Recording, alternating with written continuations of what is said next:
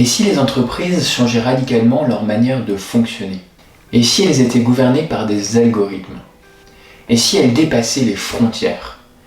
On entend déjà parler des entreprises flat, libérées, horizontales, mais cela reste une minorité. De plus, elles n'ont bien souvent pas une réputation d'efficacité et de sérieux, même si la réalité est plus nuancée.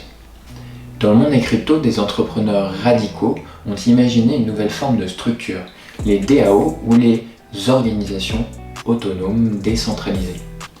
Et la DAO la plus connue, Uniswap, qui est un protocole de la finance décentralisée, gère un trésor de 2,1 milliards de dollars au moment où je tourne cette vidéo. Alors, qu'est-ce qu'une DAO concrètement? Comment ces organisations fonctionnent-elles? Quels en sont les usages actuels? C'est ce que tu vas découvrir dans les minutes qui suivent. Je m'appelle Jean-Baptiste, je suis auteur de 2 livres sur les NFT et fondateur de l'Académie du Web3, dont le but est d'aider 500 000 Françaises et Français à découvrir le Web3 d'ici 2025. Bienvenue à toi.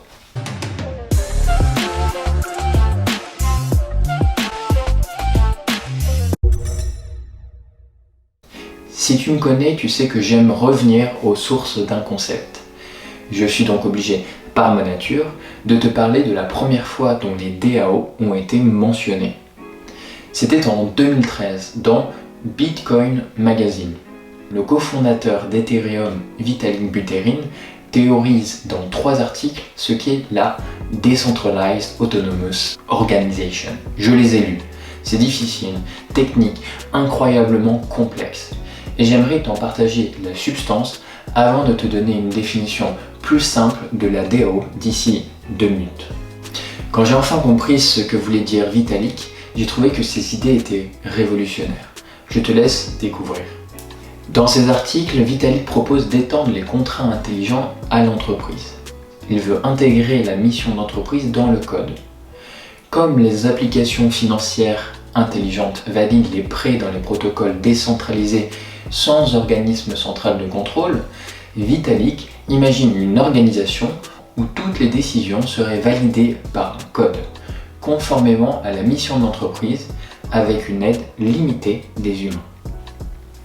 Il s'intéresse particulièrement à l'intérêt que pourrait avoir une DAO dans le cas d'une entreprise monopolistique, comme une Identity Corporation, c'est-à-dire une entreprise mondiale qui vérifie nos identités via le prélèvement de notre ADN.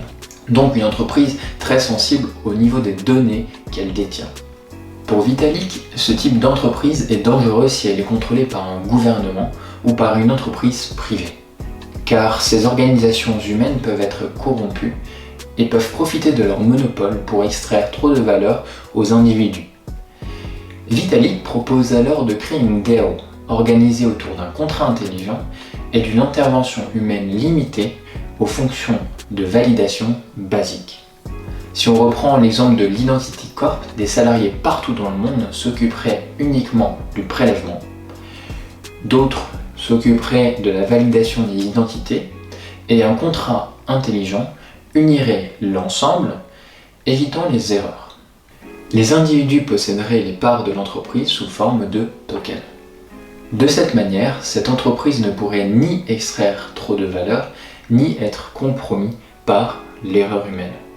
Selon Vitalik encore, les DAO sont utiles dans le cas d'un monopole sur un marché. On pourrait donc selon lui remplacer Facebook, Google, Amazon et d'autres applications leaders par des DAO, car ces conglomérats profitent de leur position dominante pour facturer trop cher. Si tu as déjà compris cela sur les DAO, je te félicite, car c'est l'âme du concept. Mais lors de mes recherches, ces articles ne m'avaient pas suffi pour comprendre ce qu'était une DAO. J'ai donc lu une vingtaine d'autres articles, et au terme d'un bon mois de travail, j'en suis venu à une définition plus simple et plus large de la DAO. Je te propose de la découvrir ensemble maintenant. Une organisation autonome décentralisée, DAO, est un groupe organisé autour d'une mission qui se coordonne à travers un ensemble partagé de règles appliquées sur une blockchain. Plus simplement, les DAO sont une nouvelle façon de financer des projets, de gouverner des communautés et de partager de la valeur. Voici rapidement ce que signifient les 3 mots avant d'aller plus dans le détail. Organisation, ça veut dire coordination et collaboration autour d'objectifs partagés. Autonome, liberté de se gouverner. Décentralisé, qui veut dire en ligne, global, non censuré. Commençons par les plus en détail sur O pour organisation. L'organisation est un groupe de personnes avec un objectif unificateur. Une DAO est une nouvelle forme de gang, si vous voulez, d'entreprise, d'équipe, comme l'humain l'a toujours fait. L'adhésion à une DAO est souvent déterminée par la propriété d'une partie du jeton de la DAO, qui est émis sur une blockchain comme Ethereum. Le jeton représente en quelque sorte une carte de membre numérique permettant l'accès à un contenu sécurisé, au droit de vote et à d'autres avantages. Maintenant, venons au A pour autonome. Autonome signifie avoir la liberté de se gouverner ou de contrôler ses propres affaires. L'infrastructure où se déploie la DAO est un logiciel qui peut être exécuté par n'importe quel ordinateur, n'importe où dans le monde, sans avoir besoin d'avoir recours à une entité gouvernementale. L'argent qu'elle utilise est mondial, open source et hors de contrôle de tout gouvernement. Cela signifie aussi qu'aucune entité centralisée ne pourra arrêter cette organisation. Le tout n'est cependant pas anarchique, comme on pourrait l'imaginer au premier abord. Il y a des règles à respecter. Maintenant, découvrons le D pour décentralisé. Une DAO est contrôlée par plusieurs agents répartis souvent de manière égale. On peut cependant dire qu'il y a une décentralisation à 5 niveaux. Le niveau 1, c'est l'infrastructure. Une DAO se base sur une blockchain publique comme Ethereum. Or, Ethereum est un réseau distribué avec des ordinateurs partout dans le monde. De plus, la blockchain permet de gérer les paiements frauduleux grâce à des mécanismes de consensus. Le niveau 2, ce sont les paiements. Le réseau blockchain est inviolable. Le paiement se fait souvent en Ether, la devise native de la blockchain Ethereum. Cette blockchain permet de conclure des contrats librement et de commercer sans autorisation de quiconque. Le troisième niveau, c'est la main-d'œuvre. Une DAO a accès à une main-d'œuvre partout dans le monde. Les contributions sont ouvertes à tous et elles sont récompensées en échange de paiements en crypto. Ce côté ouvert sur le monde et sans autorisation attire généralement des individus proactifs. Ces personnes trouvent une DAO qui leur plaît, avec qui ils partagent l'énoncé de mission, et ils commencent à contribuer et à gagner de l'argent comme cela. Finalement, on peut dire que les DAO permettent un nouveau type de travail avec des individus du monde entier. Maintenant, le quatrième niveau, c'est la gouvernance. La gouvernance d'une DAO est souvent une structure simple où tout membre peut proposer une idée et voter démocratiquement sur chaque décision. Selon Aragon, une plateforme d'organisation DAO, la hiérarchie freine l'innovation. Les idées du bas n'arrivent souvent jamais en haut. De plus, les échelons du haut se lancent dans des opérations sans un large consensus, et parfois cela ne marche pas. La DAO favorise les idées démocratiques selon le concept de la sagesse de la foule. Ce concept stipule que prendre en compte un grand nombre de réponses réduit le bruit d'une décision. Le niveau 5, c'est la communauté. Un réseau communautaire est souvent plus résilient qu'un réseau d'audience. Je t'explique. Dans un réseau d'audience, une seule personne, disons le leader, partage les informations à ses membres. Cela a l'avantage d'être clair et rapide, mais si le leader n'est plus disponible ou arrête son activité, l'audience s'effondre. Dans un réseau communautaire, les membres discutent entre eux, il y a des interconnexions et une utilité. Ainsi, même si le leader s'en va, la communauté ne s'effondre pas car des liens utiles ont été créés entre les membres. D'ailleurs, les DAO utilisent de nombreux outils comme Discord ou Telegram ou des plateformes comme Snapshot pour renforcer ces liens communautaires. Avant de continuer, je voulais te faire une précision importante sur les notions de décentralisation, crypto-monnaie et DAO. Je n'avais pas bien compris cela au début et cela était confus. Une entreprise crypto n'est pas forcément décentralisée. Par exemple, Coinbase ou Binance sont deux échanges de crypto-monnaies, des sortes de banques où tu peux échanger des cryptos comme tu le ferais dans un bureau de change à une frontière. Ce sont des entreprises de crypto-monnaies, mais elles sont centralisées. Cela signifie qu'il y a un PDG, des investisseurs et les salariés sont payés en monnaie fiat, comme les dollars ou les euros. En revanche, Uniswap, qui a un échange décentralisé, est une entreprise crypto qui est décentralisée. Maintenant, allons encore plus loin ensemble. Un protocole décentralisé n'est pas forcément une DAO.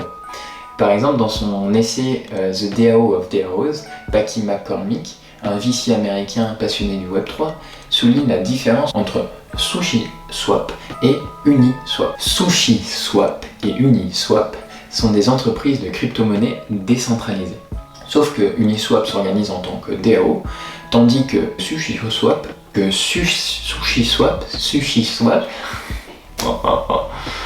là là là là là. C'est dur à dire SushiSwap, essayez de le dire. SushiSwap, c'est très très dur.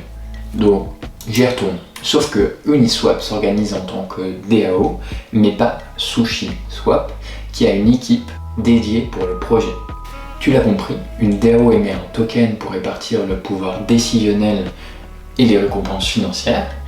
Les détenteurs peuvent ensuite soumettre des propositions, voter et partager les bénéfices.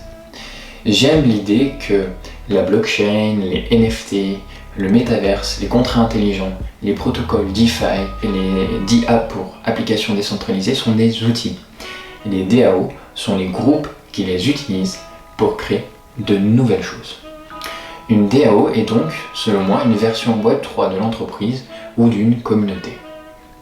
Nous avons déjà appris pas mal de choses ensemble dans cette vidéo. Tu sais déjà mieux comment Vitalik avait imaginé les DAO et je t'ai donné une définition plus simple de ce qu'est une DAO. En revanche, il te manque des cas d'usage concret des DAO aujourd'hui. C'est donc ce que je vais te révéler maintenant. Il existe aujourd'hui 4 usages répandus des DAO et certains sont surprenants. Il s'agit de DAO de créateurs, de DAO de protocoles de crypto-monnaies, des communautés tokenisées et les DAO d'investisseurs. Commençons par les DAO pour les créateurs. Ces organisations visent à posséder leur travail et partager les avantages avec leurs vrais fans. Des personnes qui lancent des collections NFT lanceront sans doute des DAO qui permettront aux fans d'investir au lieu de s'abonner. Par exemple, Red Guild est un collectif de constructeurs, on appelle builders en anglais, et designers disponibles pour travailler sur des produits relatifs aux crypto-monnaies. MetaFactory est une DAO qui se spécialise dans la création de produits autour de la mode et de la culture qu'ils vendent. Ensuite, il existe les DAO des protocoles crypto comme Compound, Aave ou MakerDAO. Ce sont les projets crypto qui décentralisent leur gouvernance en distribuant des jetons. Par exemple, MakerDAO a émis le stablecoin DAI. Les membres peuvent influencer les décisions, le montant des frais facturés par exemple. Les communautés tokenisées s'organisent souvent en DAO. Dans Friends with Benefits, créé par Trevor McFedries, si tu veux entrer dans la communauté, tu dois acheter 75 FWB, le token de la communauté. Ensuite, tu peux participer à des décisions. Duncan explique pourquoi il est intéressant de tokeniser sa communauté dans son essai 4 Paradigms of Tokenized Communities. Il dit « La plupart des créateurs de contenu traditionnels, en ligne aujourd'hui comme YouTube, ne peuvent générer des revenus que par le biais de publicité et de parrainage. Aucun public ou fan ne veut être bombardé de publicité, donc générer des revenus de cette manière peut être ennuyeux pour le public et même pousser les fans à cesser de suivre un créateur ou un influenceur. La tokenisation d'un créateur, cependant, offre une toute nouvelle façon de monétiser et de nouer des liens solides avec ses partenaires, sponsors et fans d'une manière plus personnalisée et moins invasive. Pour terminer, les investisseurs ont été les premiers à s'organiser en tant que DAO, avec par exemple l'organisation The LAO. Aujourd'hui, il existe déjà des DAO d'investisseurs ayant accès à des fonds tout aussi importants que des capital risqueurs traditionnels. Par exemple, MetaCartel Venture est un VC qui investit dans des applications décentralisées, DApp. Ce VC est un acteur de premier plan dans le monde de l'investissement crypto. L'organisation a par exemple investi dans les projets Zapper et Rai. Ces 4 catégories sont les plus répandues aujourd'hui, mais il se peut que les DAO trouvent des quantités d'autres usages. En revanche, Je ne pense pas que les DAO remplaceront tous les types d'entreprises, car la centralisation du pouvoir a par exemple l'avantage de pouvoir agir plus rapidement, même si la décision n'est pas forcément la meilleure. Ce que je peux vous dire aujourd'hui, c'est que les DAO poussent comme des champignons. Et via cette vidéo, tu as déjà fait un pas de géant dans la compréhension des DAO et du Web3. Mais il y aura encore des tas d'éléments à présenter sur les DAO.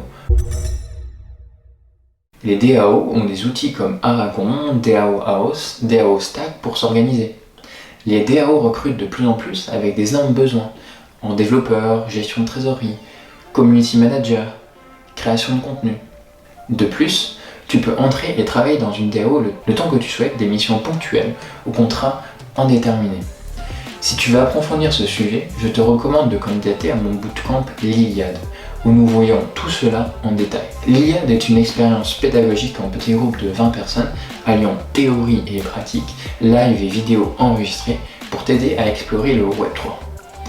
Tu endosses les habits d'un Web3 naute qui va explorer, tel un héros des temps modernes, les planètes du Web3, dont la planète DAO. Sur 6 semaines, nous voyons en détail ce que sont les DAO, les crypto-monnaies, les NFT, le métaverse, la finance décentralisée et surtout on passe à l'action.